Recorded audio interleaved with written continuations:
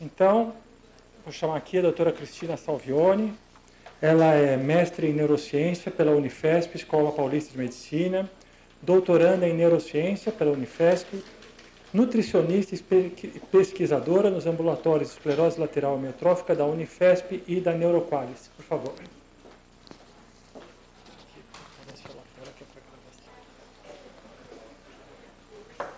Pode começar? Tudo bem?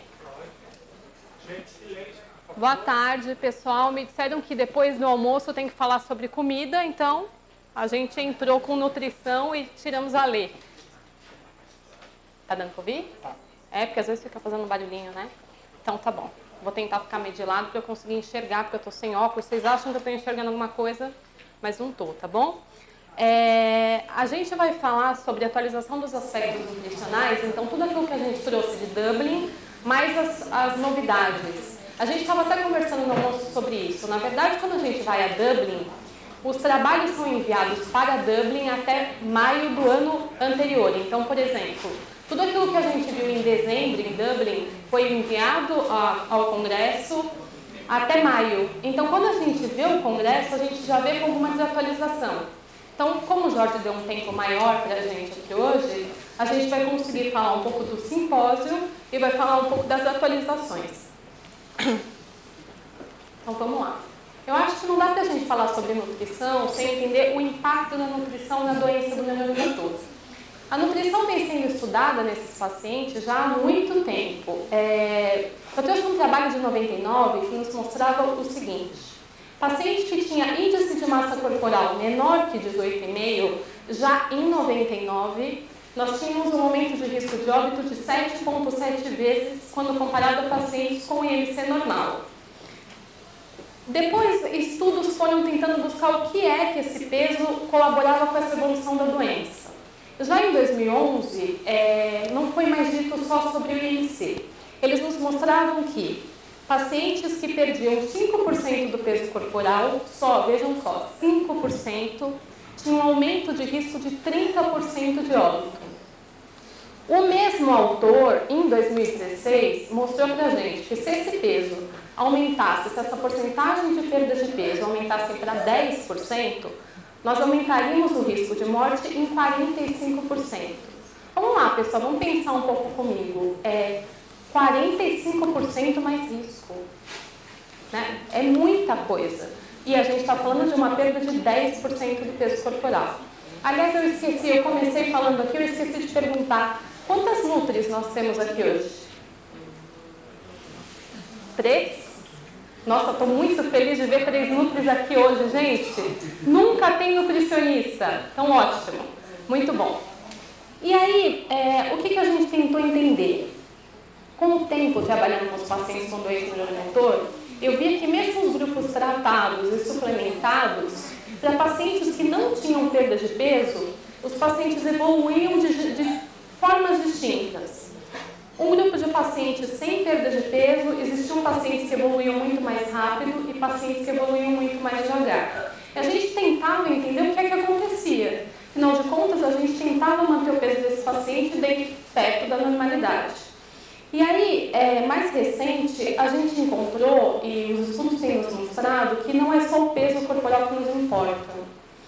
Parece que a composição corporal como um todo. Então, em primeira instância, a manutenção do peso, e depois a gente tem que pensar nos compartimentos corporais.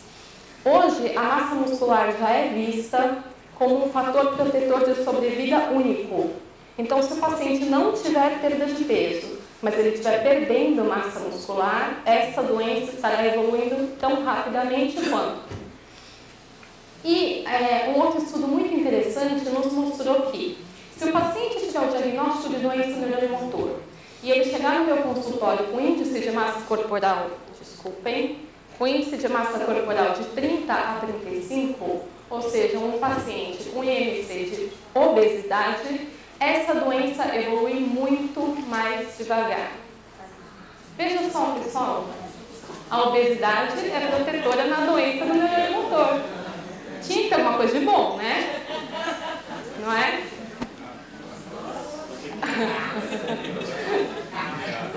Então, vamos pensar aqui comigo. Quais são as causas desse paciente perder peso? Eu tenho acompanhado o grupo Procura e eu vejo muito que vocês falam sobre não ter profissionais capacitados para tratar a doença.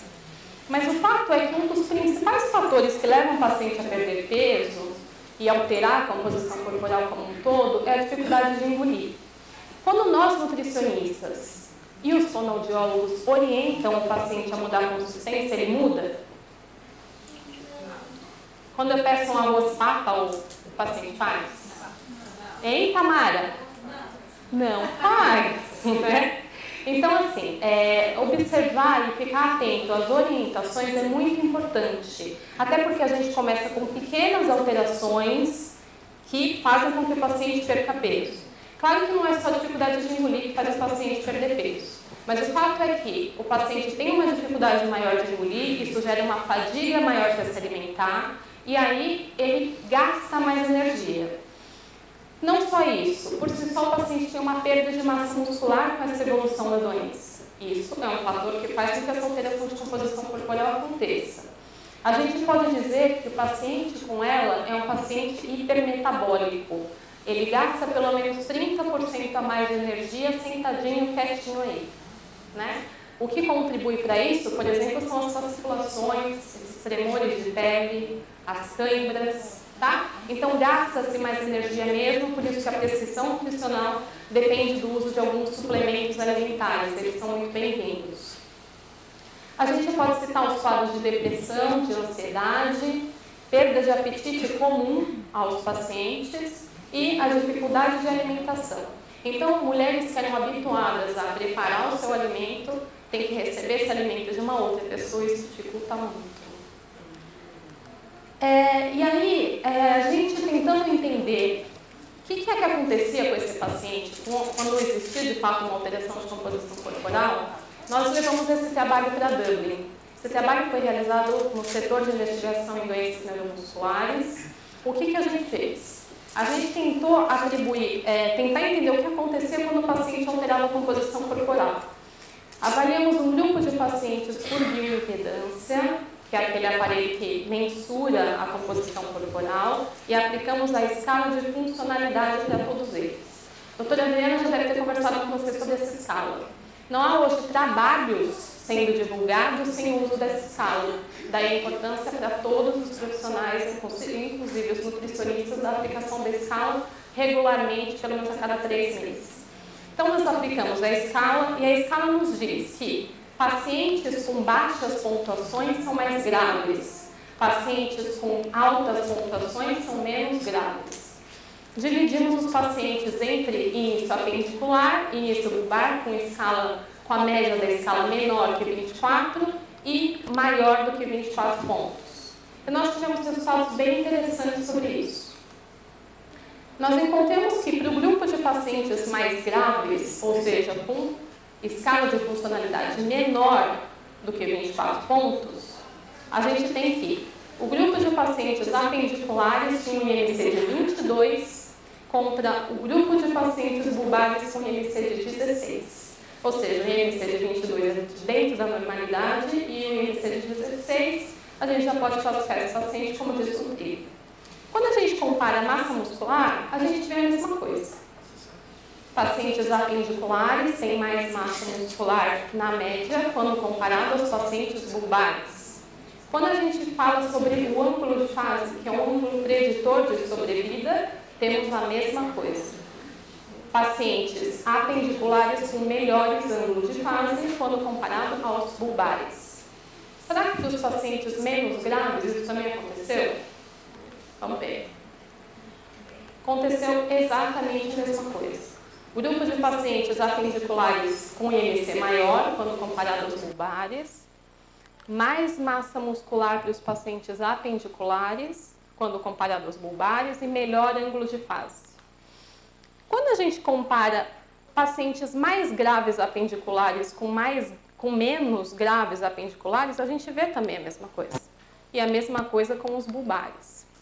O que a gente concluiu, e as conclusões são preliminares, até porque esse estudo está em curso. A composição corporal dos pacientes com doença do neurônio motor, independentemente da forma de manifestação da doença, piora com a sua evolução. Com a evolução da doença, os pacientes tendem a perder peso e massa muscular e ganhar gordura corporal. Pacientes bulbares apresentam pior estado nutricional quando comparado aos pacientes apendiculares. Daí a importância dos pacientes que têm início bulbar ter uma atenção muito maior com a nutrição do que o outro grupo. O que não quer dizer que os pacientes apendiculares não precisam também de atenção. E aí, esse aqui foi uma das primeiras citações em Dublin sobre os protocolos de atendimento dos pacientes, e eu trouxe para vocês a parte da nutrição. Eu fiquei muito feliz quando eu vi esse diapositivo em Dublin, porque o que eles preconizam que nós nutricionistas temos que fazer é exatamente aquilo que a gente sempre fala em toda aula. Nós devemos acompanhar o nosso paciente por peso, índice de massa corporal, medidas antropométricas para avaliar a diferença de composição corporal que vai acontecendo com o tempo. Nós temos que avaliar o consumo alimentar e adequar esse consumo alimentar em cada estágio de evolução da doença. Devemos suplementar o nosso paciente no momento adequado e com o uso de suplementos adequados. E discutir sobre a gastrostomia precoce e regularmente. O que quer dizer discutir regularmente sobre gastrostomia? Precoce todo mundo entende, mas o que quer dizer regularmente? E eles falaram sobre isso e eu achei muito interessante. Quando a gente indica a gastrostomia para o paciente, no geral ele não quer. E aí nós, enquanto profissionais da saúde, paramos de conversar com ele sobre isso. Muitas vezes a gente fala na primeira consulta, o paciente não quer e os profissionais esquecem. Acabou, não quer e não faz. O que eles nos mostraram é que o ponto de vista do nosso paciente modifica com o curso da doença. Daí a necessidade de se discutir sobre a necessidade disso regularmente. Manter o peso do nosso paciente, a gente sempre pensa quando a gente fala em nutrição na doença neuromotora, a gente pensa muito em proteína. É muito o que todo mundo me questiona e eu recebo muito e-mail sobre isso. E aí veio esse trabalho muito interessante que nos mostrou a associação entre ingestão dietética e função na ELA. Será que é só os macronutrientes que nos importam? Carboidrato, gordura, lipídio, né? Gordura, proteína, desculpa. Será que é só isso? Será que os micronutrientes, as vitaminas, exercem um papel fundamental na doença? E esse trabalho veio nos trazer essas respostas. Na verdade, o papel da qualidade dos alimentos na doença do neuromotor vem sendo discutido há muito tempo. Hoje a gente já sabe que já há evidências de que pessoas que consomem uma maior quantidade de carboidratos e gorduras ruins, quando comparado a pacientes que não consomem uma quantidade adequada de vitamina E, de ômega 3, de selênio, estas pessoas têm um risco aumentado de desenvolver a doença. Já há estudos nos mostrando que 34% menos risco de desenvolver a doença com adequado consumo de ômega 3. Então, os micronutrientes têm um papel importante. Isso é o que vinha sendo estudado. Mas eles nos mostraram que exerce um fator protetor também na evolução da doença. E não só fazendo o nosso paciente não desenvolver a ELA. Esse estudo objetivou avaliar a associação entre nutrientes individualmente em grupos, com a escala de funcionalidade e função respiratória a partir do diagnóstico.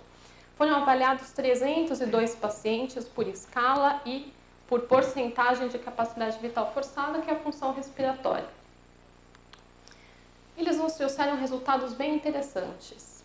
O consumo de alimentos ricos em carotenoides e antioxidantes para o grupo que consumiu maior quantidade, este grupo demonstrou melhor pontuação de escala de funcionalidade e de função respiratória. Então, quer dizer que não importa só o que é que o paciente come, tem pacientes que falam assim para mim: olha, doutora, você me falou para comer, agora eu estou comendo, estou indo no McDonald's todo dia porque eu não posso perder peso. Né? Não é isso que eu quero dizer quando não é para perder peso. Isso, um monte de gente se identificou, né? Então, não é isso. Na verdade, a qualidade dos alimentos está atribuída e já tem sido comprovada já por esse estudo e por alguns outros que têm vindo, que a qualidade dos alimentos se correlaciona com a evolução. Quando a gente fala de alimentos ricos em carotenoides, que é aquele pigmento amarelo, alaranjado nos alimentos, a gente pode citar as frutas, verduras e legumes. Quando a gente fala dos antioxidantes, a gente fala sempre de azeite extra virgem, castanha do Pará, são boas fontes alimentares. Esse outro trabalho que nós vimos em Dublin nos mostrava biomarcadores sanguíneos de carboidratos, lipídios e apolipoproteínas e o risco de desenvolver a doença. A hipótese do estudo, eles tentavam nos mostrar que já existem modelos animais que existem alguns eventos patológicos, algumas alterações laboratoriais que precedem a doença. Então, antes dos indivíduos desenvolverem a doença, existem algumas alterações que acontecem no sangue que poderiam identificar um grupo com mais ou menos risco. O objetivo desse estudo foi avaliar a associação destes biomarcadores sanguíneos de carboidrato, lipídio e apolipoproteínas com o risco de desenvolver a doença. As perguntas principais do estudo foram: os biomarcadores são associados ao risco de desenvolver a doença, estes avaliados, e como as concentrações de biomarcadores variam 20 anos do desenvolvimento da ELA. Os biomarcadores de interesse avaliados foram a glicose, frutosamina, perfil lipídico geral, então colesterol total, suas frações, triglicérides e as apolipoproteínas A e B. É tão interessante ver esses estudos de fora do país, quando a gente participa desses congressos. Eles foram capazes de avaliar um grupo de pacientes entre 1985 e 2011. É surreal para a gente que faz pesquisa aqui no Brasil pensar nisso. Foram 636.407 homens e mulheres avaliados. Olha o tamanho do grupo de avaliação.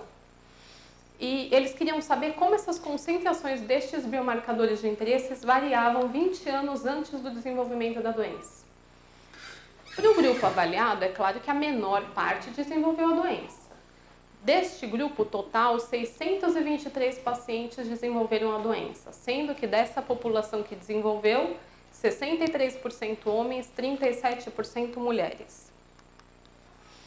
Eles concluíram que existem alterações no metabolismo de carboidrato e lipídios e de suas apolipoproteínas, e elas são mesmo, de fato, associadas ao risco de desenvolver a doença. Então, segundo esse estudo, a gente consegue, olhando uma população, ver quem tem maior ou menor risco de desenvolver a doença. O desbalanço entre as apolipoproteínas B e A, LDL, colesterol e HDL, podem ser um mecanismo etiológico para o desenvolvimento da doença. E aí é lógico que em Dublin ninguém poderia deixar de falar sobre a gastrostomia, né? Esse estudo foi muito bom e nos mostrava o seguinte: ele tinha uma pergunta principal, tanto que foi o título da aula. A gastrostomia endoscópica percutânea prolonga a sobrevida em pacientes com perda de peso quando a função lobar está preservada? Pessoal, vamos tentar entender o título. Eles queriam saber o seguinte: se eu não tiver nenhuma dificuldade de engolir, eu devo indicar gastrostomia para o meu paciente? Tá bom? Para a gente tentar entender esse estudo, a gente vai lá nos critérios internacionais de indicação de gastrostomia. Hoje, os critérios de indicação da gastrostomia são porcentagem de perda de peso, então se o paciente perder 10% do peso corporal em 3 meses, dificuldade de engolir e piora de função respiratória. Quero que vocês pensem aqui comigo. Se o paciente só tiver perda de peso, 10% em 3 meses, sem nenhuma dificuldade de engolir e sem nenhuma piora de função respiratória, quem é paciente, o que faria essa gastrostomia? Alguém se arrisca a me dizer que faria? É isso que eles queriam saber. Se eu devo indicar só se houver perda de peso sem nenhuma dificuldade de engolir. O objetivo do estudo foi examinar o benefício da gastrostomia em pacientes com perda de peso sem nenhuma dificuldade de engolir, sem disfagia. E 1.355 pacientes foram avaliados por porcentagem de perda de peso, função respiratória, função respiratória e escala de funcionalidade. Vejam o que eles encontraram. A média de sobrevida para os pacientes com porcentagem de perda de peso em 6 meses de segmento. Para os pacientes que perderam entre 0 a 5% do peso corporal, estes pacientes tiveram uma média de sobrevida de 33 meses. Para pacientes que perderam mais do que 5% do peso corporal, a média de sobrevida caiu a menos que a metade, certo? 14 meses. Quando a gente pensa em função respiratória, eles nos mostraram que, para pacientes que perderam de 0 a 5% de peso em 6 meses, esses pacientes tiveram uma queda de 9% de CVF. Se os pacientes perdiam entre 5% e 10%, eles tinham uma queda de CVF de 13%. Quando a gente pensa em pacientes que perdem mais do que 10%, a queda de CVF acontece em 25%. Pessoal, olha o quanto o peso está interferindo no curso da doença. De modo que a conclusão deste estudo foi que a gastrostomia estabiliza o peso em pacientes com e sem a disfagia. Nos pacientes com preservada função bulbar, a perda de peso maior do que 5% foi associada a aumento de mortalidade no grupo avaliado e declínio muito mais rápido de CVF. Então, hoje, a gastrostomia, mais uma vez, esse estudo nos mostrou que deve ser indicada para pacientes com perda de peso sem nenhuma dificuldade de engolir. Tá bom? O paciente perdeu peso, ele tem indicação de realizar a gastrostomia. E aí, um outro estudo veio nos mostrar sobre a redução do colesterol sanguíneo depois da gastrostomia, se isso impactava na sobrevida do meu paciente. Para falar desse estudo, a gente precisa entender alguns fatores. Primeiro, isso já foi descrito lá desde 2010, 2011 mais ou menos, que o aumento de colesterol, aumento de triglicérides, melhora e impacta positivamente na sobrevida dos meus pacientes com doença do neurônio motor. Então eu digo para vocês que a gordura é boa, a gordura é boa de ingestão e a gordura é boa no corpo, tá bom? Então mais um fator positivo. Quando a gente pensa em hipertrigliceridemia, aumento de triglicérides, os pacientes que têm este aumento de triglicérides no sangue vivem pelo menos 14 meses a mais. Quando a gente pensa em aumento de colesterol, a gente tem um aumento médio de 11 meses de sobrevida. Quando a gente fala de dislipidemia de forma geral, a gente tem um aumento médio de 12 meses. Pode mudar? Então, o que foi que este estudo quis nos mostrar? O que foi que ele avaliou? Foram avaliados 44 pacientes com gastrostomia. Deste grupo, 22 homens, 22 mulheres. 75% deste grupo era bulbar, de início bulbar, não por acaso, até porque foi a maior parte indicativa de gastrostomia. A escala de funcionalidade média era de 37, ou seja, esses pacientes não eram tão graves assim. O IMC de 23,9, o que quer dizer que esses pacientes estavam dentro de normalidade, segundo o IMC. E a porcentagem de perda de peso de 5,6%. Tempo entre o início da doença e a gastrostomia foi média de 28 meses. 225 pacientes sem gastrostomia foi avaliado. Destes, 119 homens e 106 mulheres, 26% bulbar, com escala de funcionalidade de 37, muito semelhante à escala de funcionalidade dos pacientes com gastrostomia, um IMC de 24,9 e uma porcentagem de perda de peso pequena de 3,5%. O que foi que eles fizeram? Eles coletaram o exame laboratorial de todos esses pacientes no tempo zero, ou seja, 9 meses antes desse grupo de pacientes realizar a gastrostomia. Coletaram de novo imediatamente antes da gastrostomia e coletaram 6 meses depois da gastrostomia. O que eles encontraram? Que houve variação dos níveis de colesterol total, LDL, e isso apresentou diferença estatisticamente significante antes quando comparado a pacientes depois da gastro. E a diferença das concentrações de colesterol total, LDL, depois da gastrostomia foi negativamente associada à sobrevida. que aconteceu aqui, Nutris?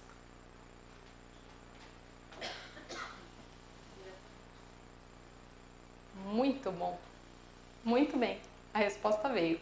É assim, na verdade, eu quero que vocês entendam, eu quero que isso fique muito claro.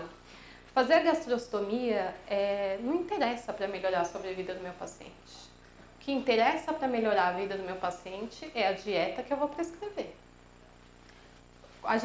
Nós fomos, o grupo foi conversar, eu e a Lê ficamos muito com uma cara, a hora que a gente viu esse estudo, essa pesquisa, e a gente foi conversar com a pesquisadora, com quem apresentou.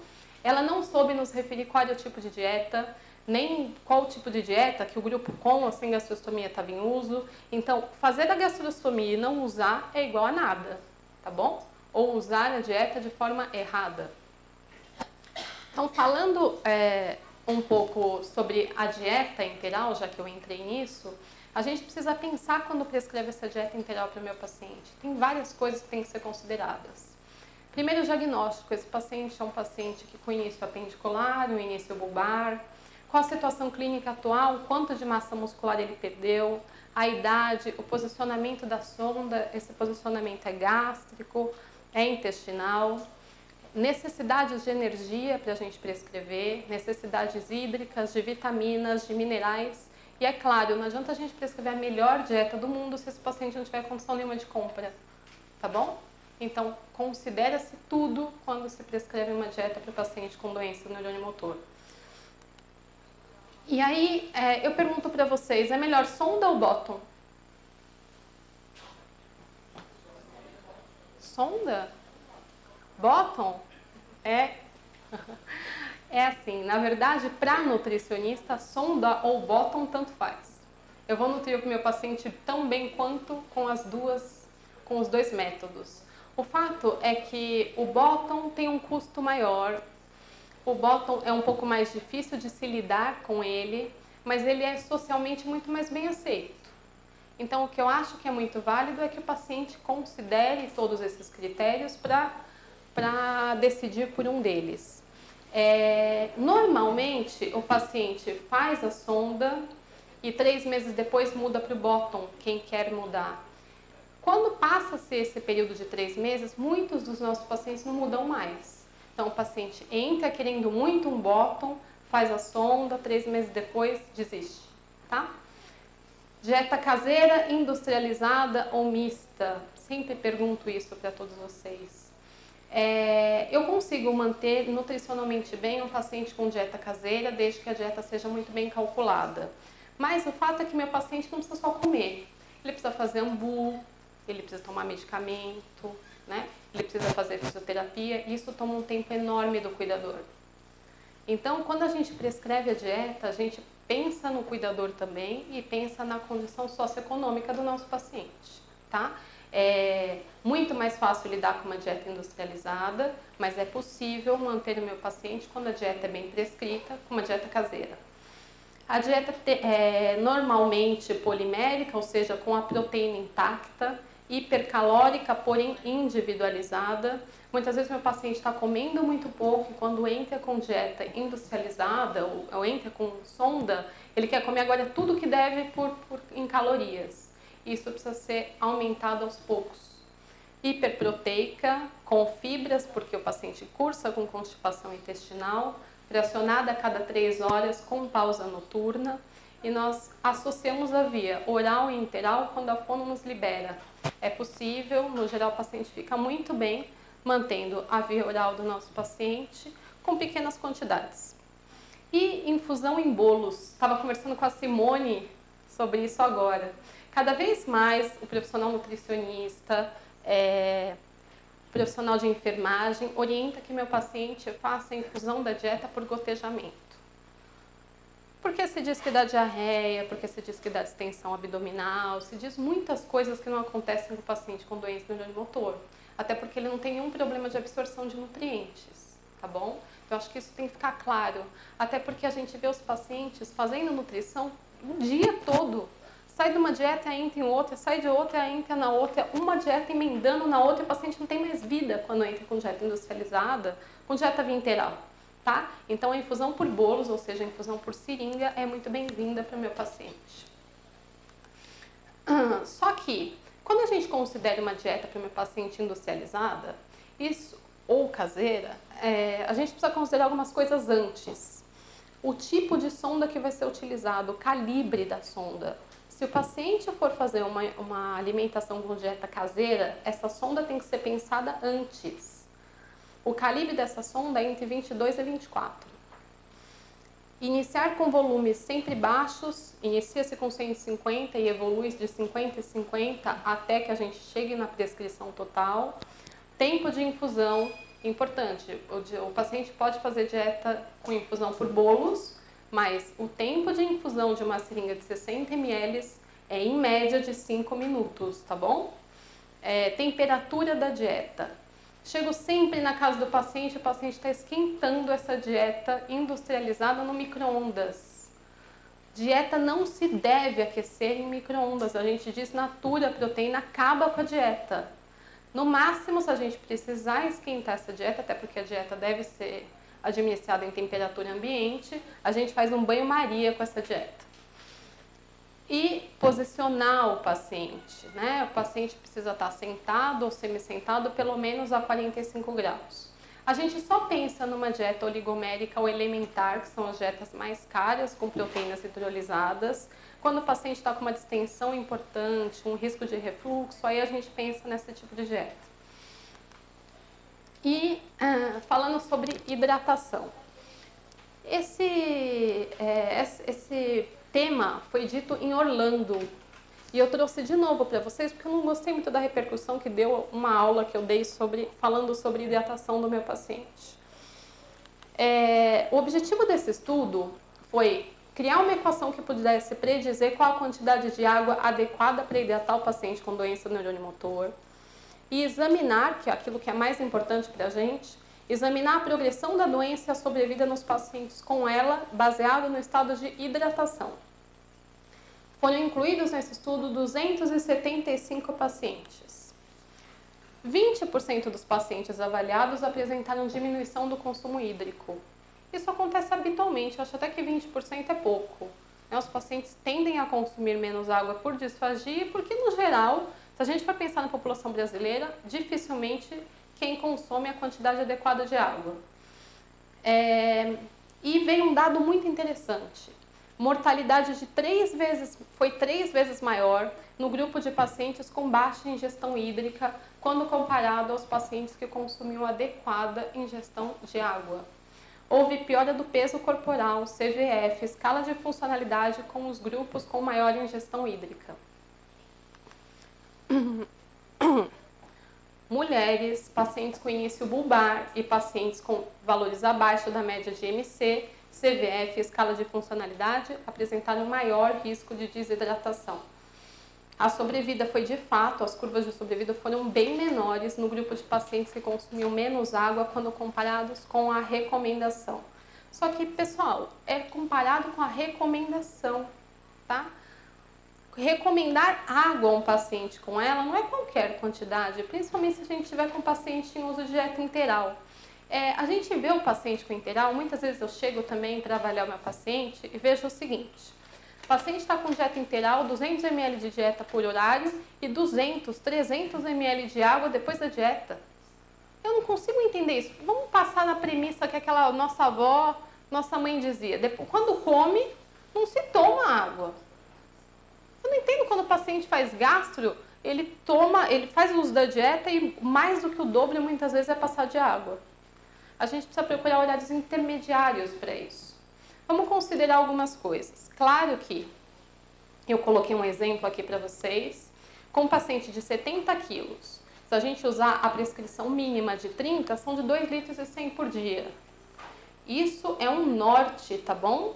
Um norte. É claro que o profissional vai avaliar se o paciente está bem hidratado ou não, qual o local que ele mora, o grau de espesso, né? Quanto mais espesso essa saliva tá, essa secreção, tudo isso vai ser considerado, tá? Mas de forma geral, a literatura nos diz que para um paciente adulto, entre 30 a 35 ml por quilograma de peso. Só que a dieta? A dieta hidrata? A gente deve considerar a dieta nessa hidratação? Deve. precisamos considerar a hidratação dessa dieta. Quando a gente fala de uma dieta 1.2, ou seja, 1.200 calorias por litro, essa dieta vai estar hidratando o paciente, 80% disso é água. Quando a gente fala de uma dieta de 1.500 calorias por litro, 76% disso é água. Quando a gente fala de uma dieta de 2.0, 69% é água, e isso tem que ser considerado no cálculo de hidratação, tá? Comum ninguém considerar. Então vamos pensar aqui de novo. Se o paciente tem 70 quilos, ele deve consumir 2,1 litros de água por dia, e ele consome 1 litro de dieta 1.2, vamos pensar no cálculo, são 2,1 litros menos 800 ml, que já está presente na dieta, a gente já vai para 1.300 ml. Considera-se a água de lavagem de sonda e de uso de medicamentos também, tá bom? Dificilmente, eu nunca vi, eu não vou mentir, eu nunca vi até hoje alguém considerando todo esse cálculo quando a gente vai hidratar um paciente com doença neuromotor. Terapias alternativas, vamos falar um pouco sobre elas. Eu sempre trago sobre o protocolo Diana. Muita gente me pergunta sobre o protocolo Diana. O protocolo Diana foi criado por um médico de fora do país, cuja filha apresentou, desenvolveu a ela, e ele acreditava que essa série de suplementos dados em conjunto traria um fator neuroprotetor, faria com que a doença evoluísse mais devagar, mais lentamente. Este é o protocolo do médico. Esta série de suplementos nestas quantidades. Eu já vi meu paciente tomando 2 pires de comprimido por dia em uso deste protocolo Diana. Não é incomum. O preço desse protocolo é caríssimo, tá? As pesquisas até hoje contraindicam o protocolo Diana para o uso na doença neuromotor. Não há nenhum estudo clínico que nos mostra benefício. Então, hoje, ainda pelo menos até hoje, o protocolo Diana é contraindicado para o tratamento das pacientes com doença neuromotor. Certo? Que fique bem claro isso. Tem profissionais nutricionistas aqui no Brasil que fazem uso desse protocolo com valores caríssimos e os pacientes têm pagado por isso. E sobre a vitamina D? A gente deve suplementar a vitamina D para o meu paciente? A vitamina D atua no metabolismo ósseo, celular e imune. Já há estudos mostrando que há benefícios da vitamina D em algumas doenças neurológicas. Por isso, muitos médicos fazem uso de suplementações de doses cavalares dessa vitamina para um paciente com doença neuromotor. Fontes alimentares principais da vitamina D são os peixes mais gordurosos, sardinha, salmão, gema de ovo e principalmente o sol, tá? E aí eu trouxe para vocês um estudo sobre a vitamina D. O objetivo desse estudo foi relatar os níveis de vitamina D durante o curso da ELA e correlacionar com os parâmetros clínicos, diagnósticos e de progressão da doença. Será que pacientes que tinham, comprovadamente por exames laboratoriais, maiores índices de vitamina D no sangue, como que esses pacientes progrediam quando comparado aos pacientes que tinham menores índices? Foram 125 pacientes avaliados, o segmento foi de 2012 a 2014, ou seja, esse estudo não é um estudo recente, a gente já tem esse resultado já há um bom tempo, com o tipo de início bulbar e apendicular, ou seja, os 2 grupos foram avaliados. Durante esse segmento foi avaliado também IMC, massa livre de gordura, taxa metabólica basal, função respiratória e escala de funcionalidade. Eles encontraram, olha só, eu trouxe aqui para vocês os gráficos do estudo. Em vermelho são as curvas de sobrevida para os pacientes com menor índice, menor do que 50,2 nanomol por litro de sangue de vitamina D. Em azul são os maiores do que 50. O que quer dizer que os pacientes com maior quantidade de vitamina D do sangue, independente se esse paciente tem um IMC menor do que 23 ou maior do que 23, nos mostrando que o peso corporal não interferiu no estudo, que estes pacientes viviam menos, tá? Quem tem maior nível de vitamina D no sangue vive menos, segundo esse estudo, do que os que têm mais. Os resultados nos mostraram que há correlação inversa. Não entendi? Quer perguntar? Não, para você repetir isso que você falou da vitamina D. Vitamina D. Quanto menor é a quantidade de vitamina D no sangue, mais o meu paciente viveu. Olha aqui. A curva em vermelho é do paciente que tem menor quantidade. Mas e se for a vitamina D natural do sol? Calma, é de suplementação. A gente vai falar sobre isso no próximo slide, tá? É assim. No estudo, o estudo nos mostrou uma correlação inversa entre MC, capacidade vital forçada e taxa de metabolismo basal. Hoje, há um efeito negativo de altos níveis de vitamina D durante o curso da doença, né? A piora da sobrevida aconteceu com os pacientes que tiveram maior quantidade. O que não quer dizer que nós não suplementamos a vitamina D quando o paciente tem vitamina D baixa. Tá bom? Se a gente faz exames de vitamina D, se a gente solicita, se isso veio baixo, eu vou suplementar, tá? Mas o que o estudo vem de fato nos mostrando é que não é para suplementar doses cavalares de vitamina D, tá bom? Doses medicamentosas, aquilo muito alto, tá? E o que é muito válido é que o paciente tome sol e faça uso desses alimentos fontes, para que não precisa suplementar. Certo? Todo mundo entendeu? Gerou dúvida, não?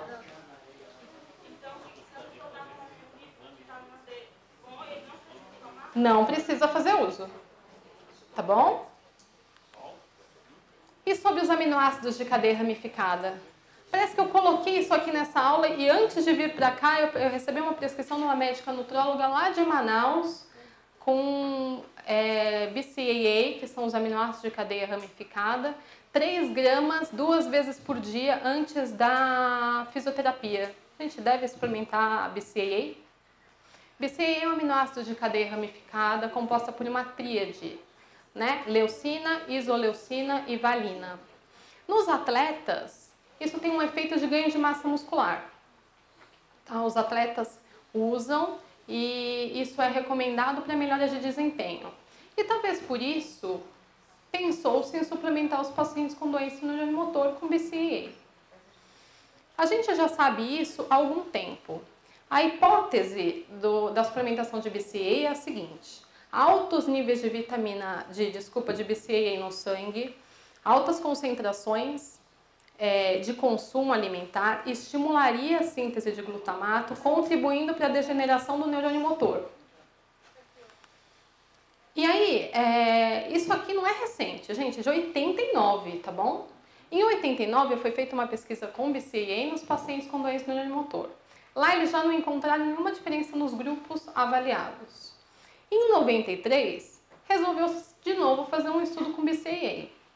E aí eles encontraram que a suplementação, além de ser ineficaz, retardou a progressão da doença. Não pôde retardar a progressão da doença, tá?